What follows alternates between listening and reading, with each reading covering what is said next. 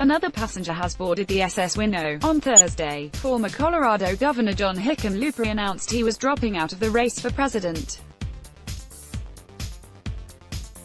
Many of the problems we identified with Hickenlooper's campaign when he first entered the race ended up coming true.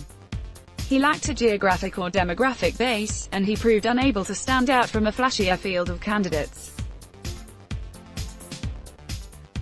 Despite hopes that he would make some noise in the debates, he didn't make a positive impression in the first and spoke less than any other candidate in the second.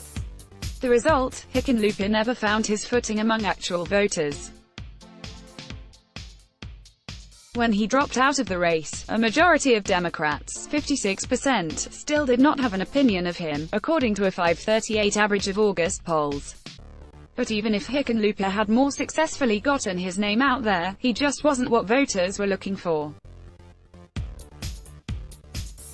Even in Colorado, where he is well-known and well-liked among Democrats. Although his net favorability has slipped a bit since launching his presidential campaign. Greater than one, Hickenlooper received just 7% of the vote in a public policy polling survey of the presidential primary. Nationally, he never wound up exceeding 2% in any poll. Hickenlooper's campaign had been struggling for months, so this wasn't an unexpected announcement. In early July, 6 of his top staffers left the campaign after urging him to drop out and run for U.S. Senate in Colorado instead. There was so little grassroots appetite for his candidacy that, 4 months into his campaign, he had reportedly amassed only 13,000 individual donors, 1/10 of the required number to qualify for the September debate. At the time, an anonymous source said staff told Hickenlooper his campaign was on pace to run out of money by the end of August, so it's possible Hickenlooper simply could not afford to continue his campaign. Hickenlooper's failure is notable because, as a two-term governor of a swing state, he had a great traditional resume for a presidential candidate. It's fair to think that if he had run in, say, 1992, he might very well have become the nominee, or at least made more of a showing. But Hickenlooper's fate is another data point suggesting we can throw some of those old priors out the window. Nowadays, it appears more important to many Democratic primary voters that a presidential candidate either has revolutionary ideas, better represents the diversity of the party, or both. And former Vice President Joe Biden, perhaps the only candidate with better traditional credentials than Hickenlooper, is sucking up all the oxygen among the remainder of the electorate.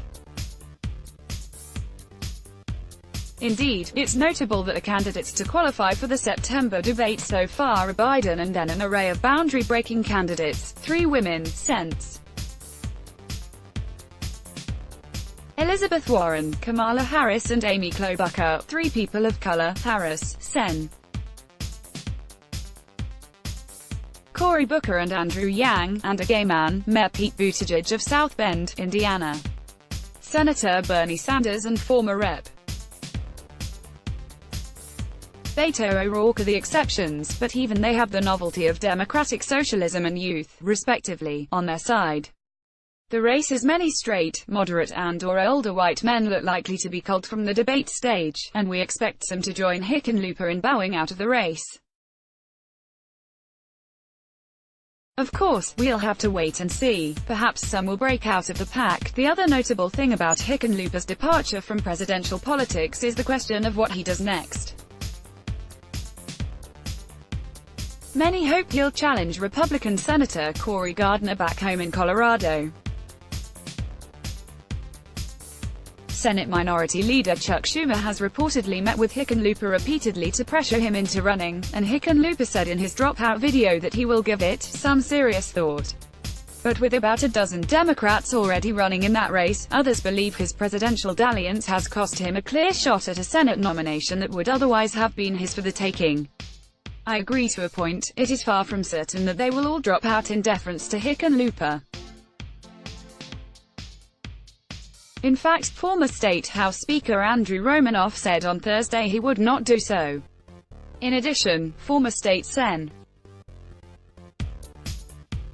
Mike Johnston has raised more in total contributions for his Senate campaign, $3.4 million, than Hickenlooper did for his presidential campaign, $3.2 million, as of June 30, the end of the last fundraising period. Greater than two, and both Johnston and former diplomat Dan Baer had more cash on hand than Hickenlooper at the end of last quarter, so those two can also probably afford to stand and fight if they want to. On the other hand, I still think Hickenlooper would be strongly favored to win the nomination. His fundraising would almost surely pick up, and his rivals would dry up, if he sets his sights a little lower. And two hypothetical polls of the race have given Hickenlooper huge leads. The same PPEP poll that showed Hickenlooper at 7% in the presidential primary put him at 44% in the Senate primary, followed by Romanoff at 12%. None of the 6 other candidates included in the survey received more than 4%, and a more recent poll from Garen Hart-Yang put Hickenlooper at 61%, Johnston at 10%, and Romanoff at 8%. One caveat: both polls were sponsored by unknown Democratic organizations, and they may have a vested interest in tempting Hickenlooper to run for Senate. That's because Hickenlooper is widely seen as Democrats' strongest possible general election candidate, and Colorado is virtually a must-win for Democrats if they want to take back control of the Senate. According to the Garen Hart-Yang poll, 61% of Democrats think Hickenlooper has the best chance of defeating Gardner in the general election. Most respondents said electability was more important than ideology in determining their primary vote, so, ironically, Hickenlooper could end up essentially becoming the Biden of the Colorado Senate field. There are reasons to think Hickenlooper would present a particularly strong challenge to Gardner. He's already won 2 statewide elections in Colorado, and in tough years for Democrats, 2010 and 2014, to boot. And another PPP poll, conducted just last weekend, gave Hickenlooper a strong 13-point lead over Gardner. But personally, I'm not convinced. Just as early polls of the presidential general election can readily be dismissed, I don't think that PPP poll shows us much beyond name recognition. Plus, that poll was sponsored by 314 Action, which definitely has a vested interest in tempting Hickenlooper to run for Senate. 314 Action is a group that promotes scientists running for office. Hickenlooper is a former geologist.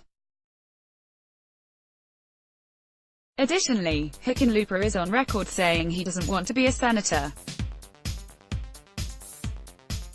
He has said, "I'm not cut out to be a senator, and I don't think that's my calling." There is even video of him saying, "The Senate doesn't attract me," and, "If the Senate's so good, how come all those senators are trying to get out?" I would expect to see those clips show up in an attack ad or two. Finally, in a presidential year, I'm just not sure any Democrat would perform that much better than another. In this era of partisanship uber alles, Senate races track very closely with the presidential results in their states. Gardner's fate probably hinges on how closely associated he is with President Trump, and Trump's standing come Election Day, more than on the quality of his opponent. Let's block ads. Why?